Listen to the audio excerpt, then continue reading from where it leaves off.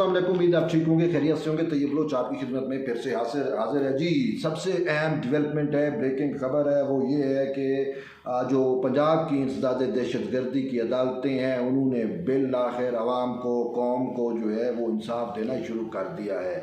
9 मई के जो मुकदमात हैं उनमें अब सज़ाएँ और जजाओं का अमल शुरू हो चुका है। इंसदाद दहशतगर्दी जो पंजाब की अदालतें हैं वो इस पर अब उनने फैसले सुनाना शुरू कर दिए। आज लाहौर की अदालत ने शाह महमूद कुरैशी को रिहा कर दिया, लेकिन उसके साथ साथ यास्मीन राशिद, मियां महमूद रशीद समेत दीगर को जो है वो 10-10 साल कैद की सज़ा सुनाई है।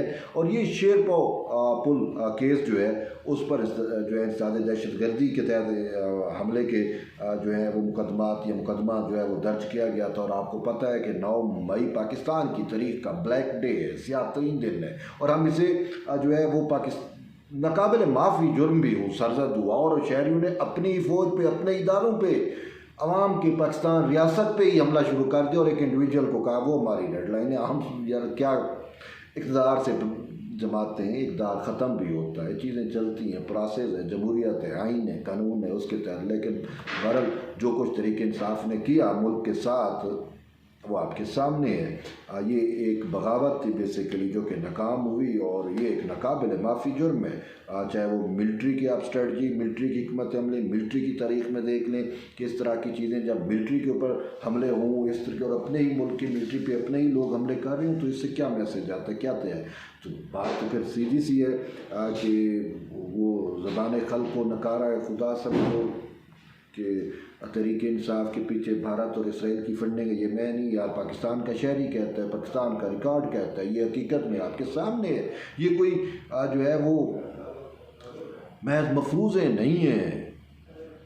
क्या इलेक्शन कमीशन से सज़ा नहीं हुई? क्या इलेक्शन कमीशन में ये रिकॉर्ड नहीं पड़ा कि तरीके इंसाफ के पीछे भारत और इसराइल का फंडिंग है? 9 मई 2023 को इमरान खान जो है वो हमारे इदारों पे हमला करता है, उसकी जमात हमला करती है, और 9 मई 2025 को नरेंद्र मोदी बरह रास्त हमला आवर हो जाता है हमारी सालमियत पे, हमारी रियासत के ऊपर आपके सामने है। तो ये अब ये महज क्या इत्तफाक है? आप ख़ुद बताओ, ये महज इत्तफाक है?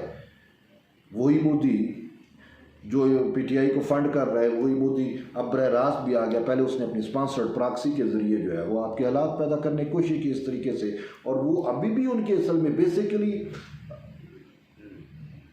उनकी मिसअंडरस्टैंडिंग थी। वो खान था ना जो पार्लियामेंट में खड़े होकर कहता था कि अब मैं भारत पे क्या हमला कर दूँ। अब हमला हमने किया है, फ़ौज ने किया है, पाकिस्तान ने किया है, दुनिया ने देखा है कैसा होता है हमला, और वो सरेंडर कर गया।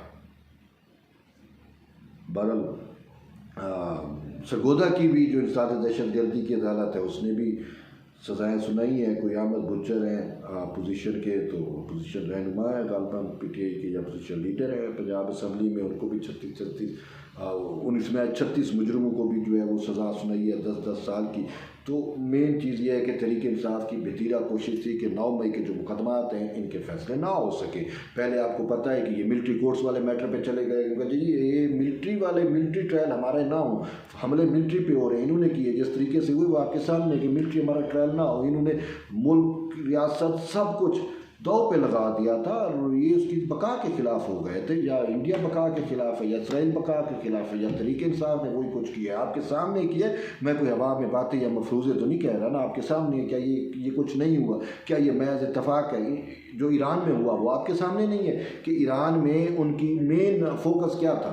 ये नरेंद्र मोदी और नेतन्याहू का क्या गठजोड़ नहीं है? इसको आप और मैं, क्या वो हिंदुत्व और जो है वो ज़ायोनिस्ट नेक्सस नहीं कहते? क्या ये वो गठजोड़ नहीं है? क्या ये यहूदियों का और हिंदू हनूद का यहूद गठजोड़ नहीं है? आपके सामने है।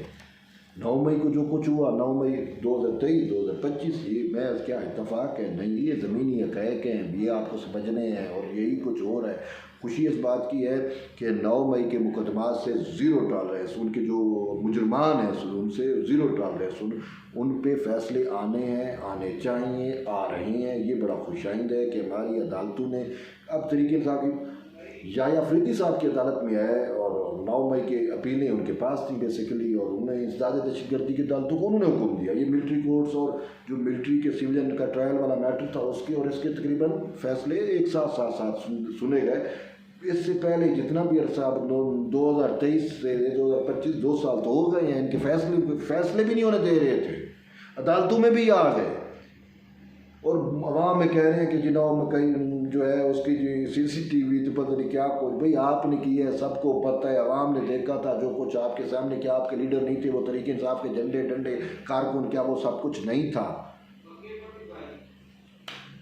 सीधी सी बात है, पाकिस्तान को मैं इस वजह से एक लकी समझ रहा हूँ, खुशकिस्मत समझ रहा हूँ अपने आप को भी कि जो ईरान में जो कुछ मंसूबा था वो तो अब नाकाम हो गया। उससे पहले पाकिस्तान भी तो था ना, पाकिस्तान तो ऑलमोस्ट उनके कंट्रोल में था, उनकी प्रॉक्सी हुकूमत यहाँ पे कायम थी। इमरान खान PTI तरीके इंसाफ, ये प्रॉक्सी क्या नहीं है? ये हनूद यहूद और हनूद यहूद, ये यहूद और हनूद आपके सामने है। मैं ऐसे तो नहीं कह रहा, ये हिंदुत्व और वो नक्सल जो है ज़ायनिस्ट का, वो आपके सामने नहीं है। ये तो 9 मई, अब बात सिंपल सी है, ये पॉलिटिकल कारकुन मैं इनको मानता नहीं था, ये कल्ट है और अभी तक नहीं मान रहे। और सबसे अहम चीज़ ये, पाकिस्तान की तारीख़ में, दुनिया की तारीख़ में कभी हमने ऐसा वाक़या नहीं देखा कि अपनी जो आवाम है वो अपने ही इदारों पे, जिसको अपने दिफा के लिए रखा हुआ है, जो हमारी दिफाई ज़रूरियात, ये मियाँ वाली पे क्यों अटैक हुआ? बात ये 9 मई 2023 को मियाँ वाली एयरबेस पे हमले की कोशिश थी तरीके इंसाफ की, और फिर 9 मई 2025 को मोदी की हमले की कोशिश थी और उसने हमले किए हमारे एयर बेसिस पे, उनकी मिसाइल। अल्लाह ने हमें सुरखरू किया, हम दोनों इंटरनली भी एक्सटर्नली भी हमारा दिफा मजबूत हो चुका है और ये सबसे अच्छी बात है। और ये उस वक्त होगा जब हम इसको एग्जाम्पल बनाएंगे। 9 मई के जो मुकदमात हैं उनको जो है वो हतमी कंक्लूजन तक, मंतकी नतायज तक पहुँचाना ज़रूरी है।